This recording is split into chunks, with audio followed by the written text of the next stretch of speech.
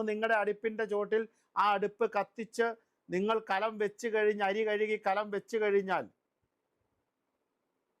നിങ്ങൾ അവിടെ ജപിക്കേണ്ടത് ദിവ്യമായി നിൽക്കുന്ന ദേവീനാമങ്ങൾ മാത്രമായിരിക്കണം. ലളിതാ സഹസ്രനാമം നിങ്ങൾക്ക് ഉറക്ക ജപിക്കാം, ദേവി മഹാത്മ്യം നിങ്ങൾക്ക് ഉറക്ക ജപിക്കാം.